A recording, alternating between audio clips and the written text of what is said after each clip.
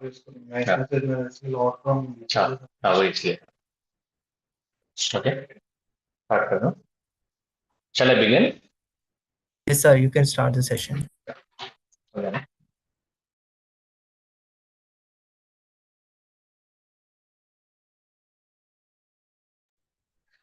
Okay.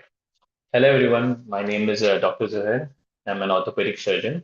So today, let's have a discussion about, exam preparation. What questions they might ask you in exams. Let's just have a, fun discussion, yet, informative discussion. So I had received your question paper a few days back. So let's just have a conversation. And after the end of the conversation, we can have a discussion. Let's start off with the question. We have this first question. It's a 10-mark question.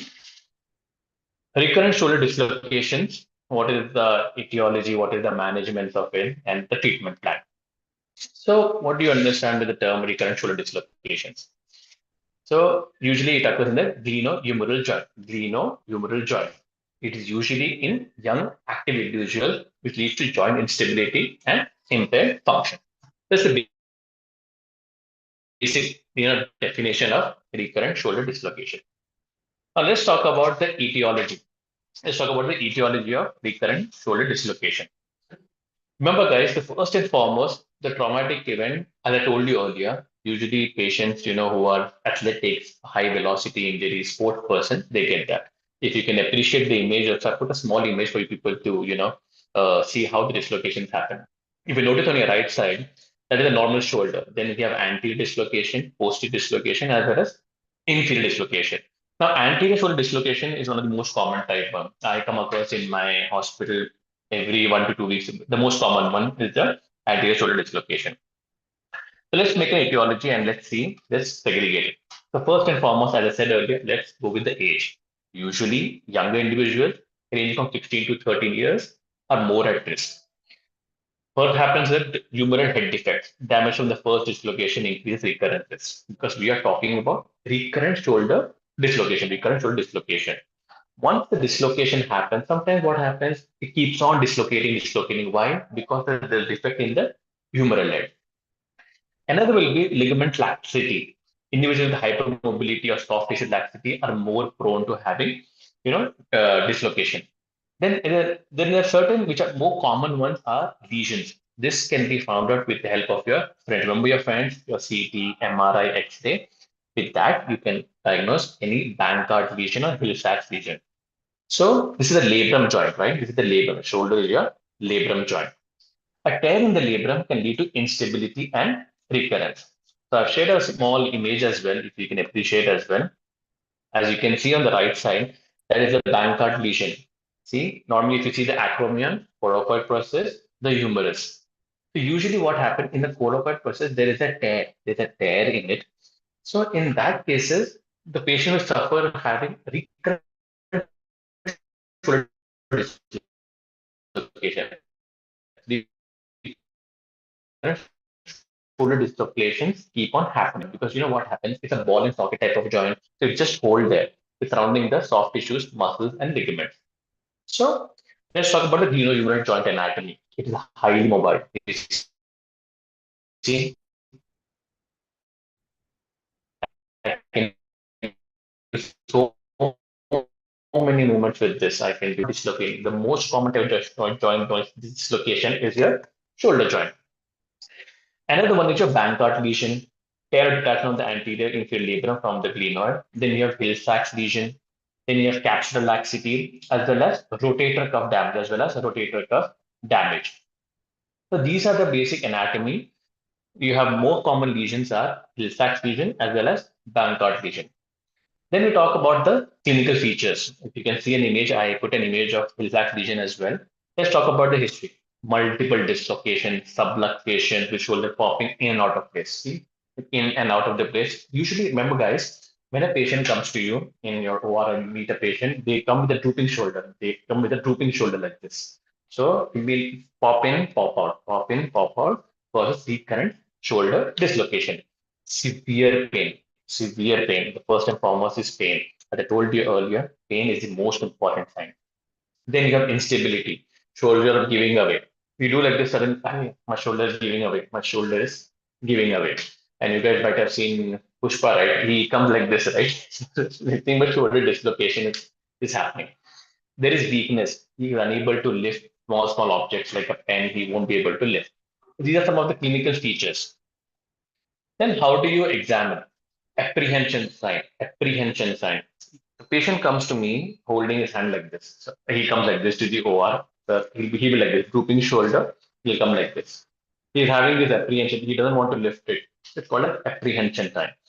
It is positive when the arm is abducted external rotation. Abducted external rotation. This is called the apprehension sign. Then we have relocation test. Reduces apprehension by applying a posterior force on the humeral head. Humeral head. Tenderness, little bit tenderness over here because dislocated, right? So there is tenderness and limited range of motion due to pain and instability. So this is how the patient comes. So I'm having a lot of pain. He comes to holding his hand like this. Apprehension test, delocation test, and then you can spit it back. And there'll be swelling tenderness around this area. So the range of motion is also very limited as well. Another side note for you people is this is called as Dugas test. The easiest way, if you suspect the patient is having a dislocated shoulder, just from right hand, he won't be able to touch his left shoulder. He won't be able to touch his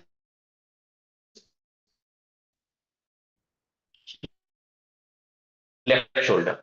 So this is what I do technically. When a patient comes to me, I do it, I reduce it, usually under general anesthesia because the patient should be pain free, right? I reduce it, I put a sling and send them for at least 4 weeks. I keep the pouch. After that, I send them to do physical therapy. You can do active modification, bracing, medication, give them some pain medication. Sometimes what happen, you might have to do even after you fix the shoulder, patient will come again after 2 months, you may say, I'm having pain, again my shoulder is getting dislocated. In that cases, you have to do surgery. You have to do surgery. So again, who are this in this? Laborers, athletes, who are very high intense activity workout, they are the patients who suffer dislocation. So what are the common surgical procedures you do? Remember the Bankart lesion, remember the Bankart lesion and the corophoid process? So you can do arthroscopic Bankart repair, you can do open Bankart repair, capsular shift. So these are the some surgeries what we do. Even after surgery, there's a post-op rehabilitation. Initially, immobilization, because now see, we have located the joint back in its place. I put an arm house for minimum 3 to 6 weeks. After the rehabilitation, you guys should take it over. I just send my patients to physiotherapy and let them do their magic. Then usually, if the surgery success in recurrence of surgery, because one time if you do the surgery well, is very rarely become dislocated unless some accident happens. Some complication, very rarely stiffness, nerve injury, or dislocation in rare cases. So let's just summarize small briefly. Remember the etiology, how recurrent shoulder dislocation happens, caused by traumatic injury, usually active individuals with athletes, laborers, caused by ligamentous injury or anatomical defect. Anatomical defects like Bankart lesion. Anatomy involves tears, Bankart tear, humeral head defects, and then clinical features. First, ask patient, does he have recurrent shoulder dislocations? Does he have pain, weakness? And then first and foremost, the acute angular dislocation can usually do conservative approach. If you can fix it, keep a pouch for 6 weeks, arm pouch, and send for rehabilitation. Very rarely you do for surgery if there are defects such as the Filsac lesion and Bankart lesion. So that's about, you have question for talk about management, clinical feature, and etiology of recurrent shoulder dislocation. Let's talk about classification of clinical features management of capsular neck fracture in a 60-year-old female, 60-year-old female patient. Now remember, guys, this is a very high risk patient. It's a very high risk patient. Any femur fracture, neck or femur fracture is a high risk case. Let's talk about etiology. Which patients are in this high risk category? First and foremost is osteoporosis. Osteoporosis. Remember, osteoporosis primary cause for any neck or femur fracture, intercapsular fracture is osteoporosis. Bones are brittle, weak. usually, of ladies, and because the question is suggesting a 60-year-old female suffering from pain. She came to me to her complaining of hip pain. Low energy trauma commonly causes falls from standing height. These patients I come across 65. I think just 1 week back only I got a female patient. She just stood up and she slipped on the bathroom and she fell down. She was 65-year-old having diabetes, having hypertension. She was on blood thinners as well, and she was severe osteoporotic. She broke of pain. So age-related factors, sedentary lifestyle, smoking, smoking, smoking, alcohol consumption, chronic medical conditions like diabetes and arthritis are one of the risk factors for people suffering from intercapsular fracture. So let's talk about there is certain classification which you need to know about this neck of femur fracture. It is called as Garden classification. The most commonly I use it in my what do you call in my practice is Gun classification. You have three types of Gun classification. The type one is incomplete fracture or what you call valgus impact. I can share you an image. Just give me a second. Yeah, okay. Now this will be easy. Check the image on the right side, the bluish color, it's type 1, type 2, type 4. These are called as gun classification. So the first type 1 is if you see an help of your friend to take an X-ray and you see that. See in that if you notice, it is undisplaced. The fracture is undisplaced, only valgus impacted. Remember, valgus is the king of the joints. Valgus impacted. That's type 1. But the bone is undisplaced. Whereas if you go for type 2, it is complete fracture, non-displaced. Again, remember, what do you notice here, guys? See, look at the type 1 and type 2. Type 1, it is not displaced. Type 2, it is still undisplaced, but the fracture line is a complete fracture line. You can see it's a complete fracture line. Then you have is type 3. Type 3 is complete fracture, partially displaced, and type 4 is complete fracture displacement. Remember, guys, very easy to remember. Okay, remember, guys, not difficult to remember, very easy. It is called as Garden classification. Very important for people in exams. They usually ask this question. Okay, what are the classifications of intercapsular neck of femur fracture? Very important topic and very high risk case as well, especially for elderly patients. You have four types. Type 1, you see an X-ray, there is one small line, undisplaced fracture. Small line will be the undisplaced fracture, sort of like a hairline fracture. Type 2 is again, it is a complete fracture is there, but the bone is not displaced. The first one was there was a fracture here. Okay, the type 2 complete fracture is there, but the bone is in place. The bone has not moved. It was undisplaced. Third one, complete, the bone is displaced. It has been displaced. The head is separated from the neck of the femur. Fourth one is complete, completely the head and the neck of the femur has been completely moved, completely displaced. These are the types of classification called as Gardner classification. Another one what we have is Powers classification, another which we can use it is called as Powers classification. Now these are based on the angle. Remember a patient which came to me, how she presents her leg with external rotated, adducted and external rotated. Her leg is external rotated. So in that, based on the CT or X-ray, you can make an imaginary angle on the X-ray, draw an angle. Less than 30 degree is type 1. You can appreciate the image I put for people. And then you have type 2, less than 30 to 50 degrees angulation. And more than 50 degrees is your type 3. These are Powers classification. Now, you diagnose the patient. Okay, I've diagnosed it, sir. I think she's having intercapsular neck of femur fracture. According to the Garden classification, sir, she's having type 2. What is type 2, guys? Type 2 is just undisplaced. Fracture line, complete fracture line is there. The whole fracture line is there, but it has not moved the bone, the head. See, guys, femur. How does femur look? Femur has a head, femur has a neck, femur has a body. This body, neck, femur. So femur is intact, the head is intact. The neck has fracture line. It has not moved. It's called as type 2 Garden classification. Okay, so we're talking about the case, right? Sir, you diagnosed her. I think she has type 2 neck of femur fracture. Good. What are the features? What will she complain? First and foremost, remember, guys, pain. Come on, she's having a pain. She'll have pain, okay? The first is pain, severe pain in the hip, exacerbated by movement or weight bearing, because already her hip is, external rotated. So if she tries to move, she'll have a lot of pain. Immobility, inability to walk or stand. That patient is came to 1 week back, she's unable to lift up because she's fractured a femur. Shortened and extended. Remember, guys, I told you, shortened and extended rotated limb, swelling and tenderness. Wherever fracture happens, there is edema around that area. There is swelling, there is tenderness. Functional impairment. It would be difficult for them to do walk or do basic activities.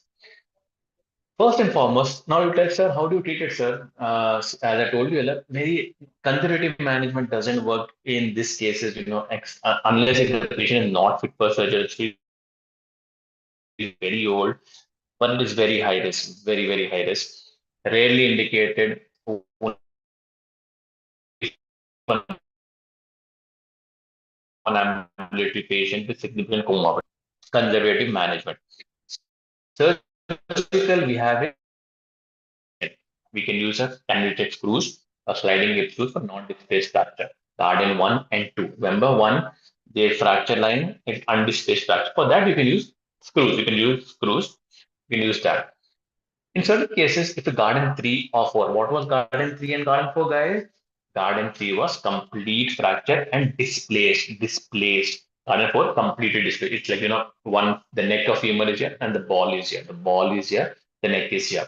So in that cases, you have to do hemiarthroplasty, partial hip replacement. You can even do total hip replacement who are having arthritis, usually old patient or patient suffering from AV and avascular necrosis. You can do total hip replacement.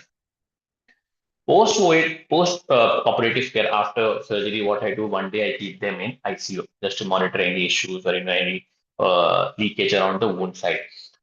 Weight bearing immediately start after 2 days with the help of walker to prevent DVT. Very, very important complication. You have to remember there's a very high chance of causing deep vein thrombosis. Why? Because the patient is immobile. There is no movement. It can lead to thrombosis. Muscle strengthening, gait training, medical management, give them vitamin D, calcium.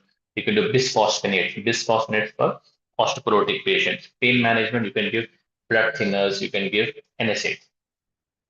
Sometimes what happens in this one, there is a chance after the surgery also, as I said earlier, infection is the biggest complication and risk factor we have.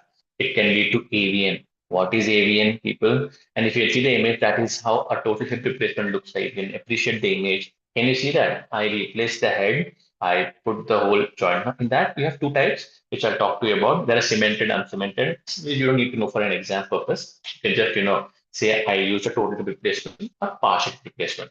Partial hip replacement is for type 1, type 2 garden classification.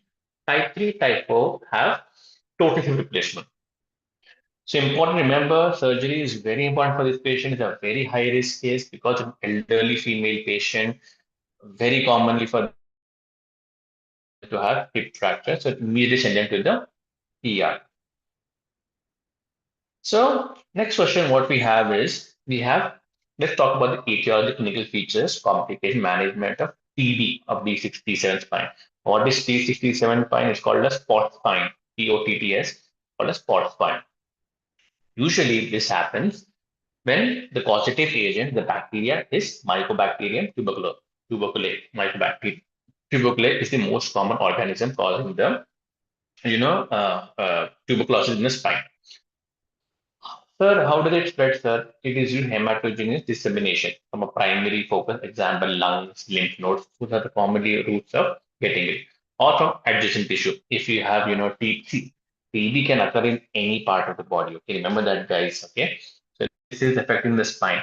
It could have been, the muscles in the back, lower back, by having TB. So it has spread to that area. Predisposing factor, immunosuppressed patient. Immunosuppressed patient, example, HIV or, cancer patients who are undergoing chemotherapy, radiotherapy, because their immunity is suppressed, right? They have very high chance of getting it. Malnutrition, weak children, nutritional deficient can have this. And sometimes like comorbid like diabetes or chronic kidney diseases. Again, sir, see, remember guys, every patient you have to first see first patient, then touch the patient and then give your diagnosis. Talk to the patient, see the facial expressions, what are they, listen, always listen to what the patient is complaining. So what are the symptoms? Chronic localized back pain, probably worse at night. Remember that one of the characteristic feature of tuberculosis, what is it? They have severe pain at night and they have night sweats as well. They have night sweat. They won't have fever, but they'll have sweating at night, stiffness in thoracic spine, and they have kyphomic deformity or gibbous deformity. If you can appreciate the image what I've done, you can see that deformity or gibbous, kyphosis, A, looks like a shape. What are the neurological symptoms? They'll have weakness or paralysis or paraplegia due to spinal cord compression, sensory deficit, bladder bowel, incontinence because of the D6, D7, right? That area. So you guys have to tell me what nerve inhibition supply to bladder.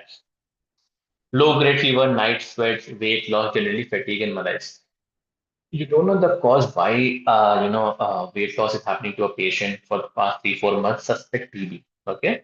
Now, what are the complications? Now the patient is suffering from D6, D7 TB. He will have paraplegia, neurologic deficit due to spinal cord depression, kyphotic deformity, cold abscesses, spinal instability, as well as myelin tuberculosis. It might spread to the other parts of the area. Now, how do you manage this patient? You do medical management. You do ATT, anti-tubercular therapy, ATT, very important treatment tuberculosis. And I don't think people needed to know, but we have this government kits also for tuberculosis. So you have the kit in the government as well. We have 4 drug regimen, 6 12 months. You can use rifampicin, isoniazid, pyrazinamide, as well as continuous patient rifampicin and isoniazid. Adjuvant therapy, so to suppress the pain, you can use that. You can do steroids in case of a lot of pain is there. Surgical, we do usually if suppose the abscess keep on coming. You see, if it's a cold abscess, right, we have to remove the abscess. So in that cases, you can do a surgical intervention and remove the whole infected spine and clear the surrounding tissue area. Neurological deficient, you have a lot of kyphosis on the spine. You can do a decompression surgery, remove the pressure. Now, to support with help of your, we can do bracing, thoracolumbar orthosis. It keep the spine straight. Usually, the patients who are having TB spine, they are like this, they are bent like this. They have the gibbous deformity. So you can put a thoracolumbar brace. Send them for rehab. You guys have to take care of it. Do the rehab. And you have nutritional support, good high protein diet to enhance healing the immune function. Prognosis is pretty good if early detected. It's a very good prognosis. Now, let's talk about. So we talked about TB. And another very common, it's happening these days is bone infection. It's called as osteomyelitis. Osteobone myelitis is infection in the bone. So the question is acute osteomyelitis in 8-year-old boy. An 8-year-old boy is having acute osteomyelitis. What is the most common organism? The most common pathogen is Staph aureus, Staphylococcus aureus, including MRSA.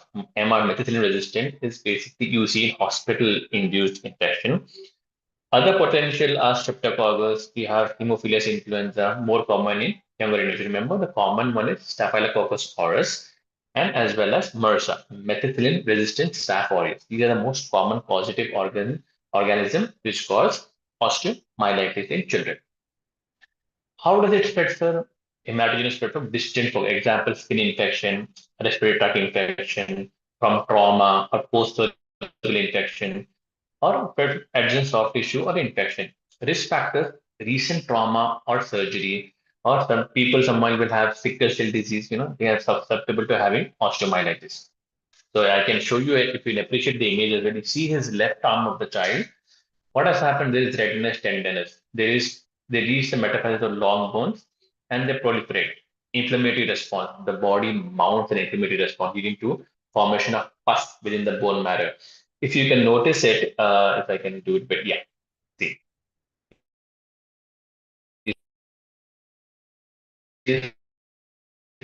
on July 10th, he had periosteal shape also turns around. And then, because of that, what happens is there is a pus in the bone marrow. Increase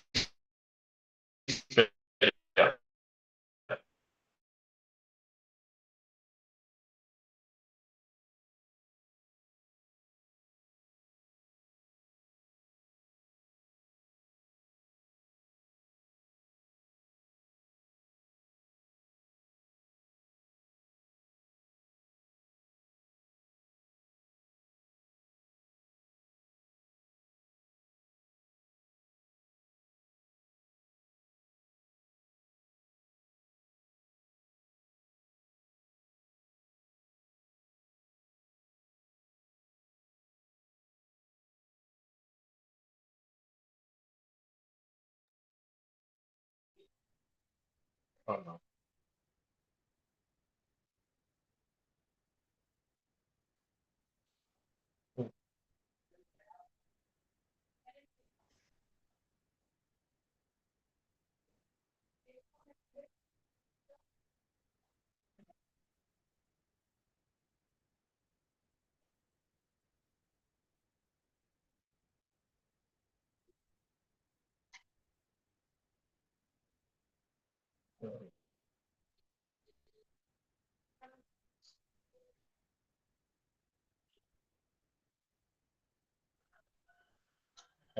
Sorry about that, guys. Uh,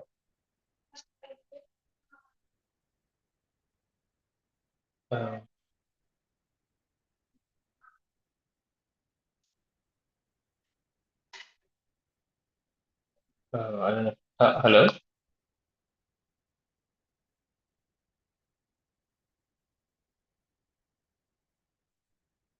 Hello?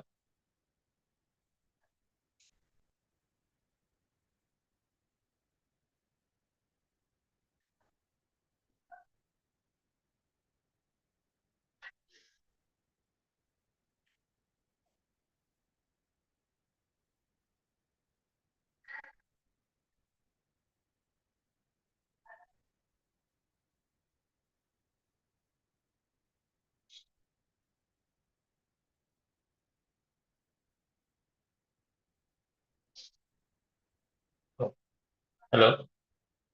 Sir, first open the PPT, then click on share, sir. Oh, okay. Okay, okay. So sorry about that.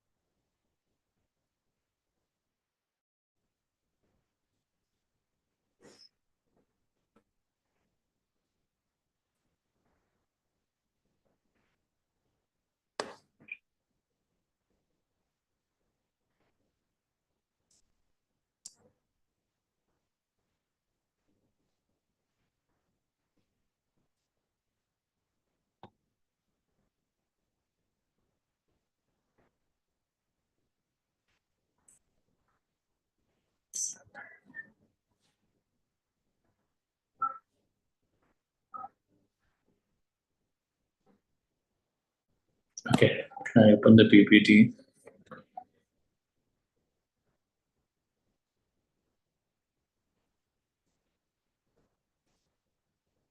Then what do I do?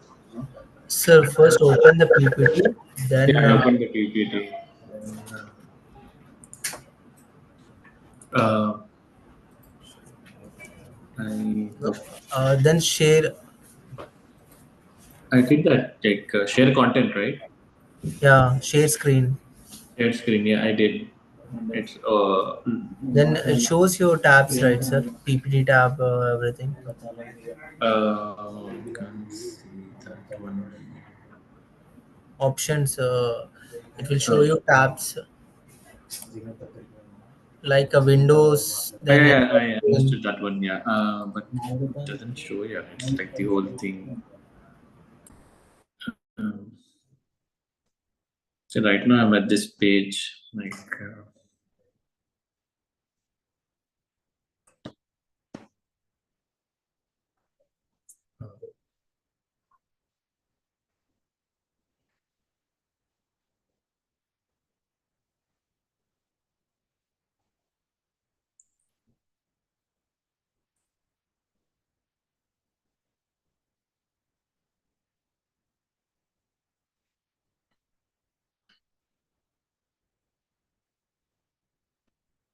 you want second PPT, right?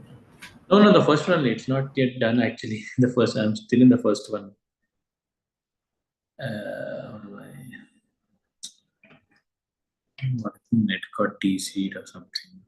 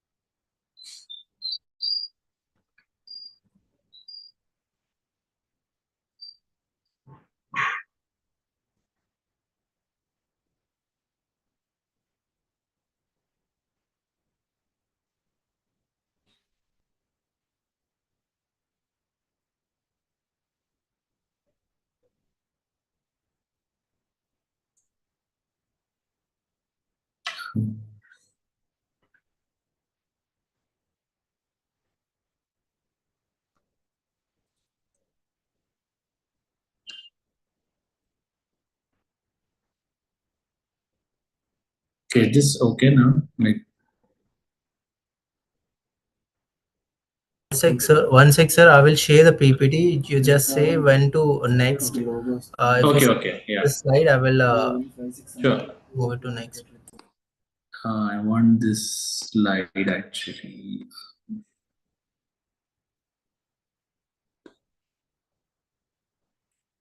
23 slide.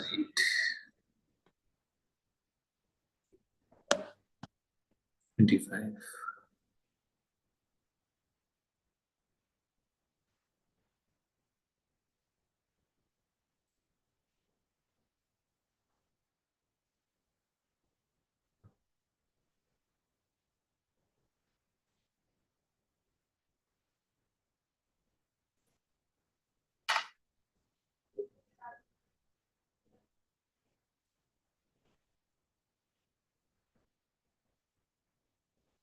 Sir, stop sharing the screen. I will Okay, share the screen. You can okay. just next or previous. Okay, okay. Uh,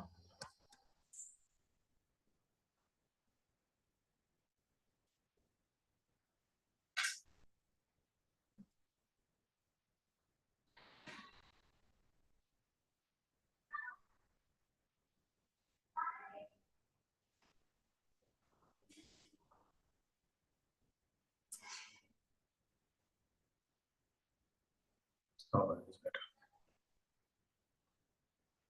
Okay. Go to 25, 26.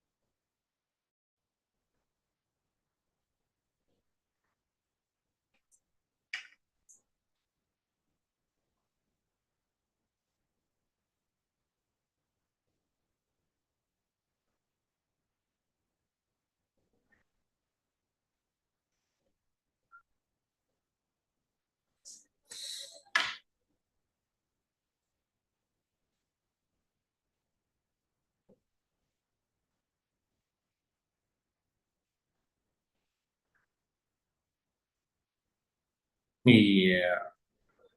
Yeah. Next slide, 26. You go. Okay. We start from here.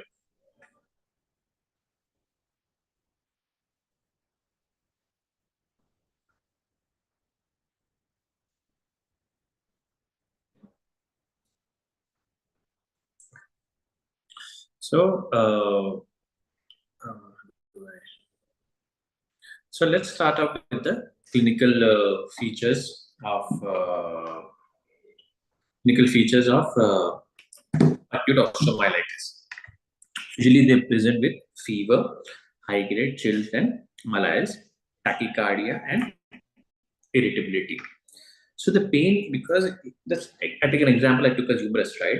There is localized symptoms such as pain, limited range of motion, and refusal to air wide or use the limb in case of long bone infection or limb pain. So remember, fever is the first most complaint. Having fever, tachycardia, irritability, pain and swelling. If the continuous pain is there, because sometimes not only the bone, it might affect the surrounding tissues as well. So we see the next slide now.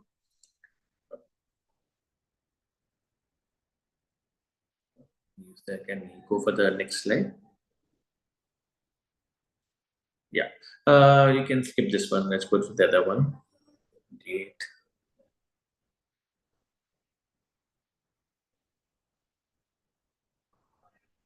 Next slide, please.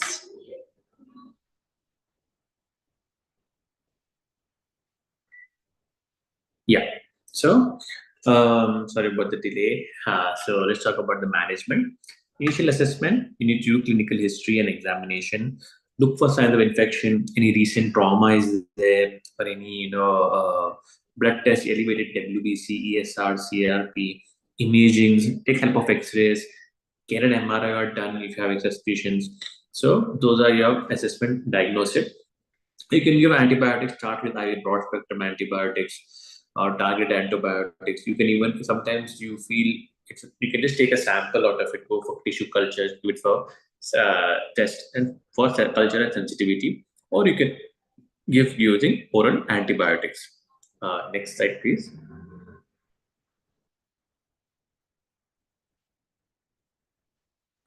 Sometimes what happens if suppose the medicines don't work, right? You give medications, but the medicine don't work. You have to do surgical drainage and debridement because all pus is there, right? There's all pus in it. It's getting necrosed.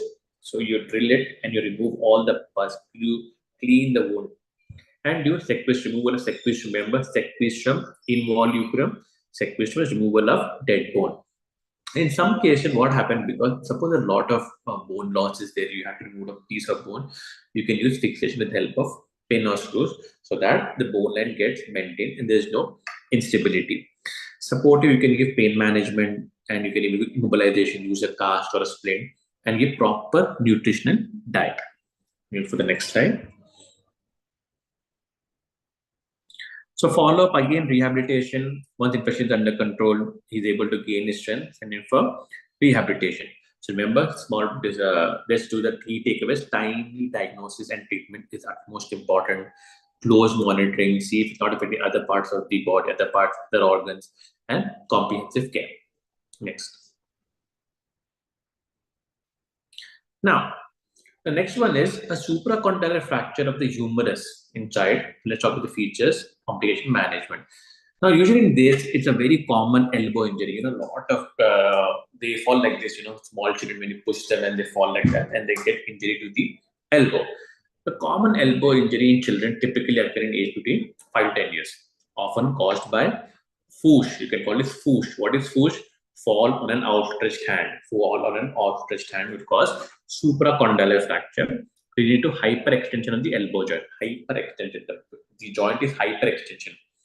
So important to remember in this. Why? Because see, you have to recognize and diagnose it to prevent complications such as neurovascular injury and malversation, because there is neurovascular bundle around that area. So you want to prevent that. So in that case, you have to promptly diagnose it and send it for treatment. Next slide, please. Yeah. So again, how does he present to you? Pain. Remember, guys, pain. Just feed it in mind. Every patient will complain of pain. Okay. Severe pain around the elbow, aggravated by movement, swelling, and around the elbow joint. Then you have deformity. Obvious deformity, carrying gunstock deformity. If you can see, there's a gunstock deformity. Gunstock deformity. The forearm may be held in a position of pronation and elbow flexion. Obviously, because it's dislocated and there is fracture, the inability to fully extend the elbow. Neurovascular sign, check for pulses, radial pulse, capillary refill time. Because if sometimes what happens, you suspect that they might be decreasing capillary refill time. Remember, guys, pain and swelling, deformity, gunstock deformity, the characteristic even in exams or in X-rays, they might show you. An 8-year-old boy is complaining of elbow pain, fall on an outstretched hand. See the X-ray and diagnose it. So in that case, it is called a gunstock deformity. You think of supracondylar fracture of humerus. Next, please. Now let's classify into, there is classification as well. It's a Gartman classification. Again, 3 types. We have type 1, non-displaced, which is stable fracture. It's a non-displaced, stable fracture. Type 2, displaced with a small degree of angulation. Stable fractures but requires reduction. Type 3, completely displaced, unstable, requires urgent treatment. So we have Gartland and Wilson classification. Gartland and Wilson classification. Gartland classification is type 1, non-displaced. The fracture is not displaced, stable fracture. Type 2, displaced with a small degree of angulation. It is stable fracture but requires reduction. Remember, guys, type 3, completely displaced. It is an emergency procedure. Another we have is the Wilson classification, but I usually use Gartland classification. So in that case, what happens? We have complications, because I told you, right? if you don't diagnose it clearly, you have to, there are certain complications. The most common, the median nerve injury, there is neurovascular injury, there is malunion. If you just leave it, if you leave it on its own, you go to a bone sector, you go to a quack doctor, it may lead to construct deformity. Compartment syndrome, very, very important. Remember that term, I will tell you later. Joint stiffness, loss of motion, infection. Next, please.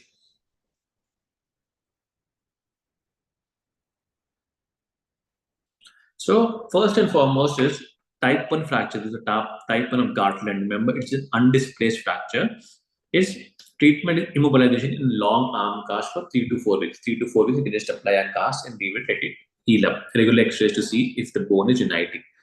Operation for type 2 and type 3, you have to undergo operation. You can do a closed reduction interval fixation or open. In that case, you have to give for a immobilization for 2 to 3 weeks and do physical therapy. Next, please. Rehabilitation, obviously, you need to gradually return to the full range of motion, slowly do exercises, focus on strengthening muscles and restoring elbow function. Regular follow-up, you have to do with the patient for at least 6 months, x-rays to monitor the fracture. So in that case, I'll conclude supracondylar fractures of humerus are common injuries in children and require careful evaluation and immediate treatment plan. So let's go to the next slide. Next, please.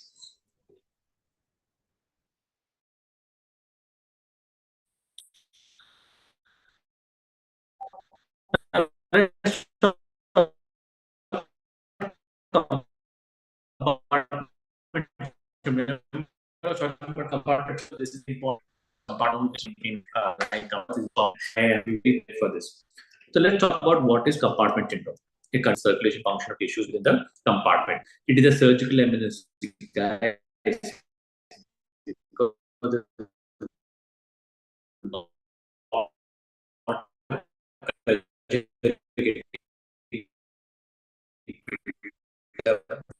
You need these patients. How does compartment syndrome chance of getting compartment? Reperfusion injury after insertion blood, for example, post-surgical or post-trauma can also cause reperfusion injury, can cause compartment syndrome. Tight dressing, very tight clothes, tight dressing you do can lead to compartment syndrome, vascular injuries as well as exercises. Next, please.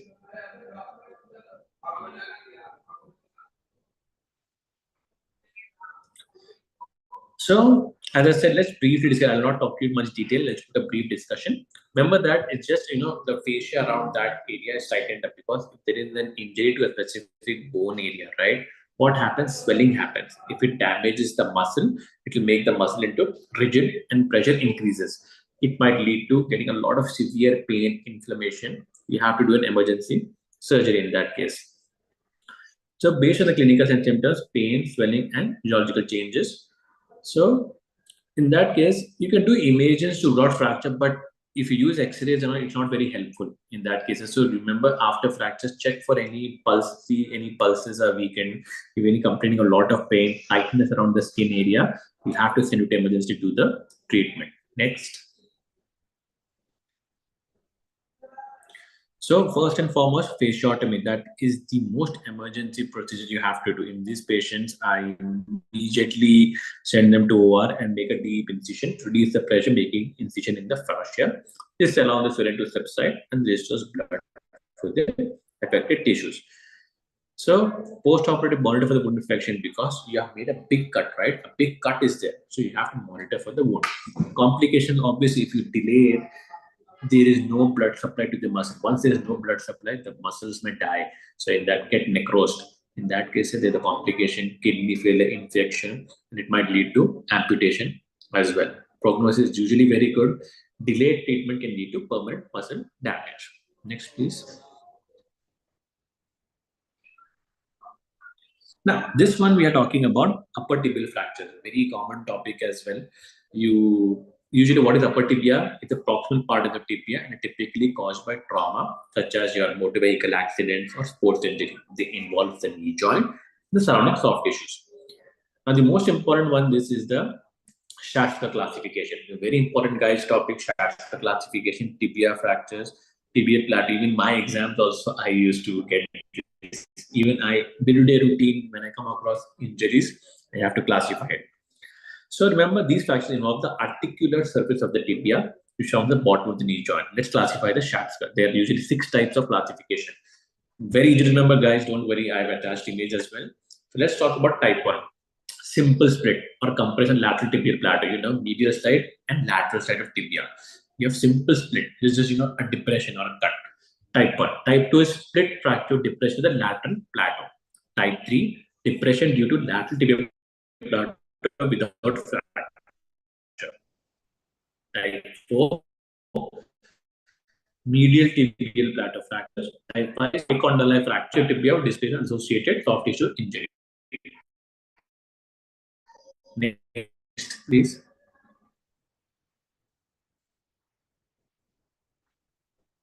See, now this one, just see if you can appreciate the image.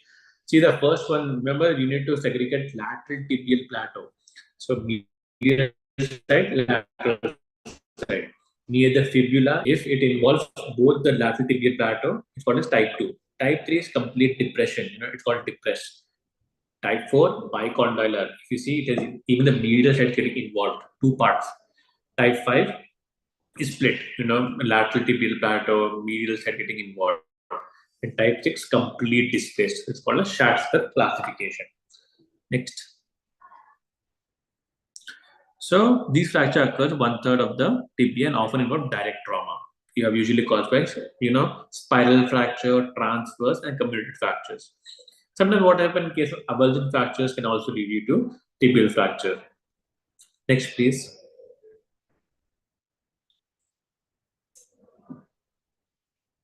So that was about tibial shaft. Remember, you need to identify the shaft classification immediately, send to OR to get it surgery done. So usually a very successful, I use plates and plates, pins to stabilize the fracture. I use a buttress type of plate to fix it. I put a slab, and after 4 weeks, I come to follow up and send for rehabilitation. That is about the tibia. Now let's talk about a very important topic you might have come across: it, radial nerve injury in the spiral groove.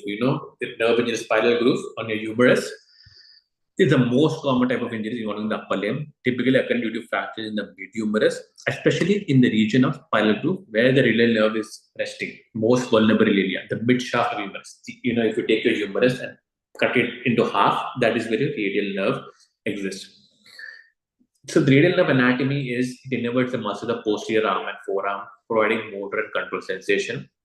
The nerve travels down the arm and also to the groove.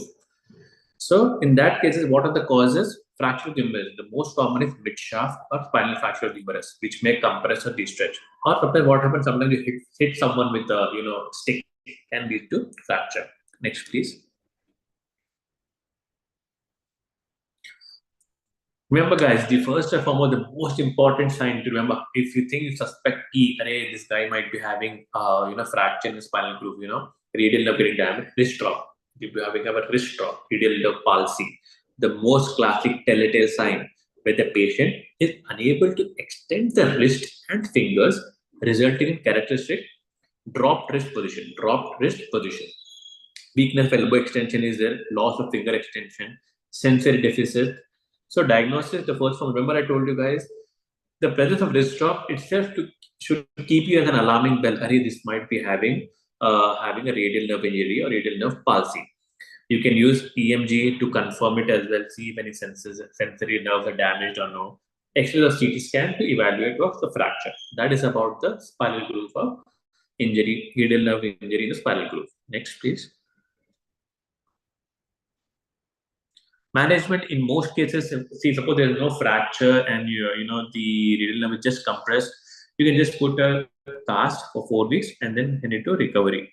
You can use decompression surgery in case of emergency. There is no complete tear of radial nerve. You have to do decompression or fracture reduction and stabilization. Prognosis is usually good. Many, particularly those in fractures, recover over several months, sometimes nerve years, because you see the nerve timing can take 1 year also, more than 1 year also to recover as well. Next, please. Now, next is carpal tunnel syndrome. Now, this is very common, guys. You might have come across in rehabilitation as well. Patients coming with carpal tunnel syndrome. Condition caused by compression of the median nerve, at the level of carpal tunnel, leading to symptoms of numbness, tingling, weakness. So, where is carpal tunnel? It is the narrow passage in the wrist, followed by carpal bones in the bottom and the flexor retinaculum. The median nerve, along with the tendons that control the fingers and thumb, pass through the tunnel. So let's talk about the etiology. How does carpal tunnel syndrome? So you might have heard the word 1,000 times, right? Carpal tunnel, repeated strain on injury. Example, these people who are desk job people who type a lot, or a lot of mobile phones playing PUBG and all, right? They get this carpal tunnel syndrome. Pregnancy sometimes happens, hormonal changes, diabetes can lead to carpal tunnel syndrome, rheumatoid arthritis, joint inflammation, trauma or injury, as well as obesity. Next, please.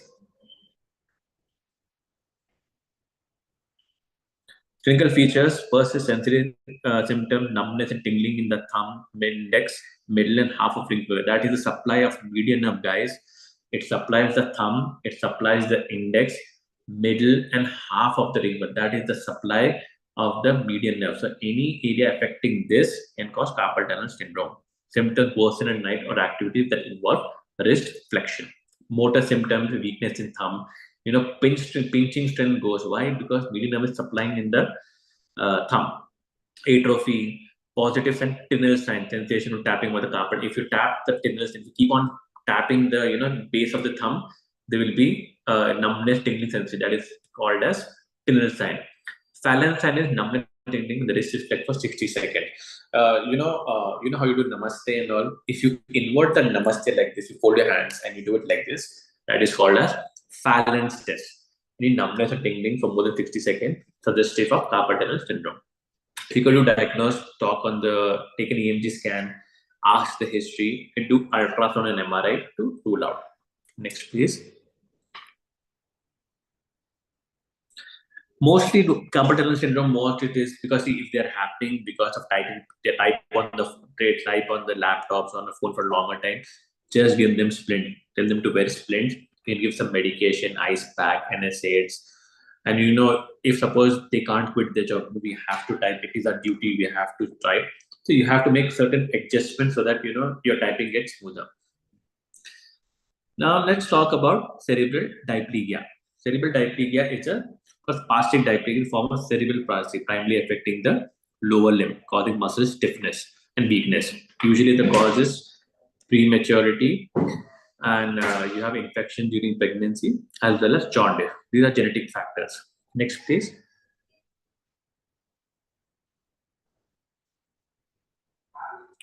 So in that, remember, cerebral diplegia is nothing but spasticity, stiffness around the muscle joint is called as cerebral diplegia, usually affecting the lower limb. Patients with this suffer and difficulty in walking. There are fine motor issues as well as other cognitive, and usually the cause, sometimes what happens, seizures can also be accompanied with cerebral diplegia. Diagnosis: clinical examination, patient sign is spasticity and abnormal motor function. Use an MRI CT scan to rule out if there is any white matter brain lesions are there which is causing spasticity. So that is on the next one. Let's talk about the next one. Next. Physical therapy, you can do management, stretching, exercises, occupational therapy, you can do medications as well as, mostly physical therapy and prognosis of varying severity. With appropriate treatment, patients, they feel better and they can get back to their normal routine life. The earlier the treatment, the better the outcome. Next, please. Let's talk about nutritional rickets. Again, a very common topic you see, nutritional rickets you are having, right? Especially in our underdeveloped countries like India and all, we have this problem of nutritional rickets. Caused by deficiency of which one? Vitamin D, calcium or phosphorus leading to defective mineralization. What are the causes? The most important cause of having rickets is vitamin D deficiency, calcium, phosphate deficiency, poor diet or malabsorption, as well as increased requirement special conditions. Next. So usually the first, remember how they present: bow leg, genu varum, formerly in younger patient, softening the tibia, genu varum, space, hair, knock knees, valgum. You have rachitic rosary, prominent enlarged costocolon junction, forming a beaded appearance along the ribs. Then you have kyphosis, lordosis, fractures, delayed growth and development. There's muscle weakness, dental problems, pain and tenderness, waddling gait. They walk like a duck. It's called the waddling gait, fatigue and irritability. Next.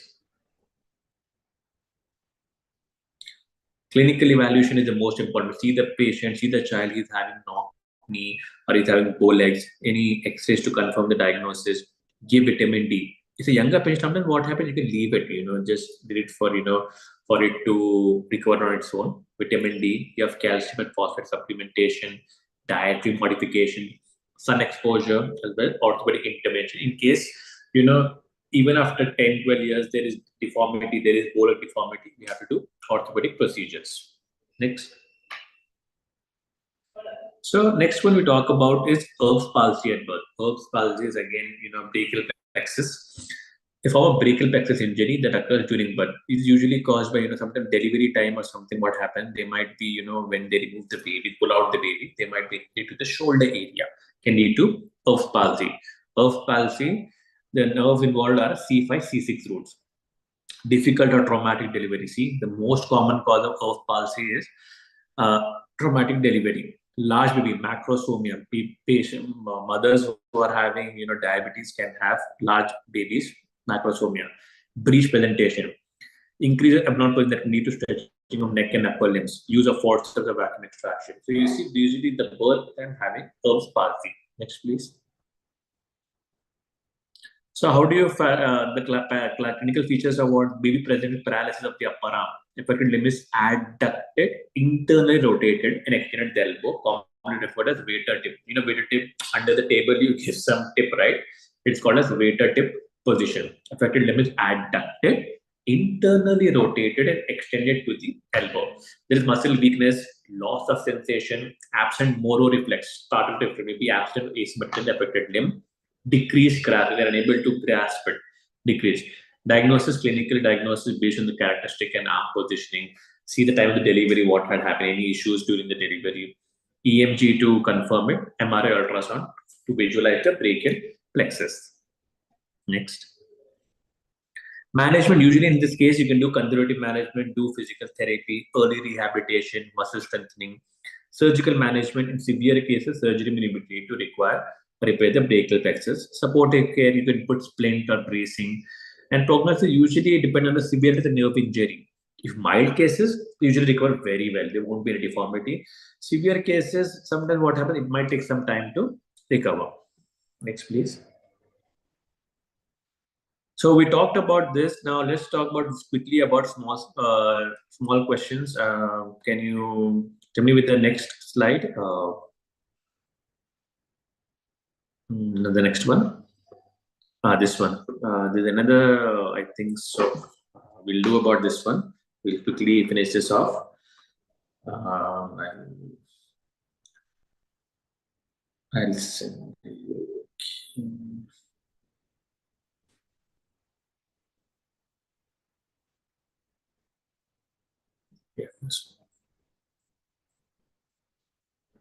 Yeah. So let's talk about rheumatoid factor, guys. When a rheumatoid factor comes in, it comes out in case of any rheumatoid arthritis having RF factor. You take a blood test and rule out an auto antibody targeting the FC portion of IgG.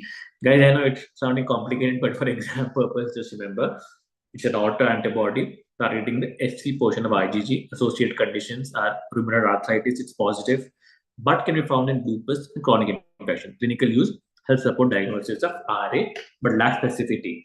For specific, it's a sensitive test, no doubt, but specific is anti-CCP, which is anti-CCP test to confirm the patient is having RA. Next. Now, what is patellar tap test? Why do we do it? Patellar, we tap it, defects joint effusion in the knee. To tap the patella to observe the movement. A floating patella suggests excess fluid or any injury. Patient came down, he fell on his knee. You find there is swelling around the knee area. You do the patellar tap test to confirm it. Indication, knee arthritis, infection, or trauma. Next. One is cold abscess. Remember cold abscess, we talked about TV of spine, right?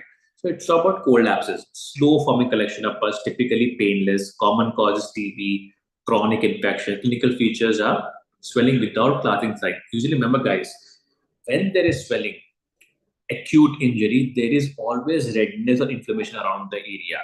But in cases of cold abscess, you don't have all of that. Classic signs of telltale signs of inflammation are not there. Just low forming collection of pus, TB, and chronic infection are common causes of it. Next. Ortolani test. Now, this one is a very important one. Ortolani test detects hip dysplasia in infant. Another one is Barlow's test. Barlow and Ortolani test to see if any hip displacement, hip DDH is there, developmental dysplasia of hip. So, how do you do it? You flex and abduct the head, AB duct the hips, AB duct the hips. A clunk sound indicates hip reduction. Usually, what happened? Developmental dysplasia of hip. You have Ortolani test, which in turn leads to Barlow test to confirm whether there is the developmental dysplasia of hip. Next. Involucrum. Remember, guys, I told you, remember involucrum?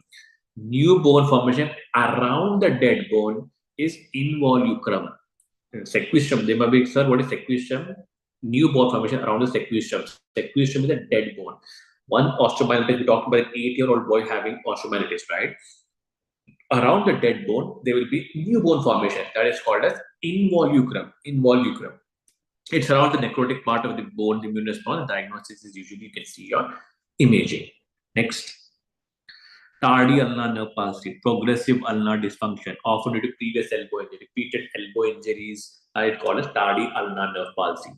Claw hand deformity, weakness in intrinsic hand muscle. Remember, guys, claw hand deformity comes in what? You have partial claw and full claw. Full claw, median and ulnar nerve causes claw hand deformity. See the name itself, right? Tardy ulnar palsy, ulnar. Common after fracture of the medial epicondyle, elbow medial epicondyle can lead to claw hand. Ulnar nerve damage can cause you claw hand. Next.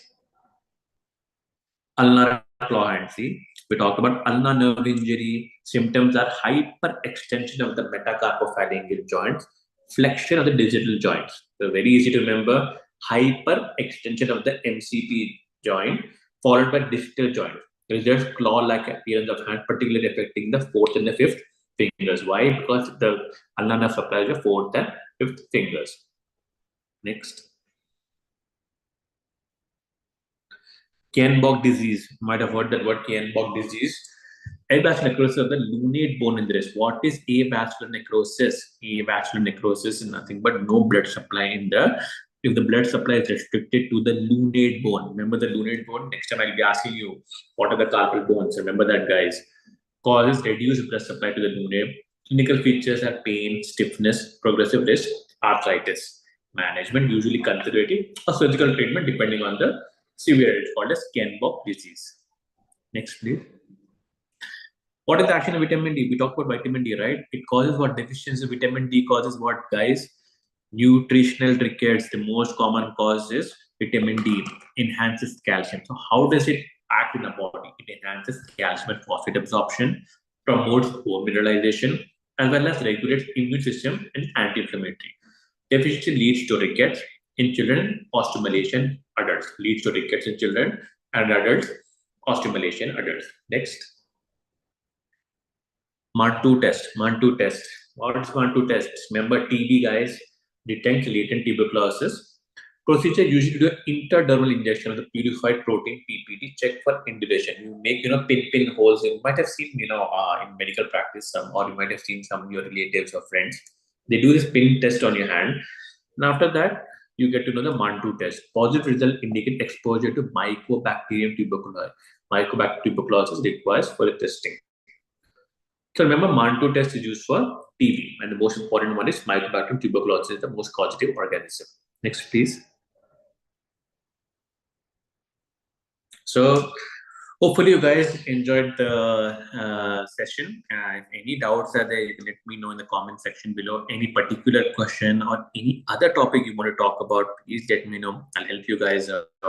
Not an issue. So any doubts you guys are having, let me know. Any of these questions you were having doubts, sir, I'm having this doubt, this classification, can you teach me?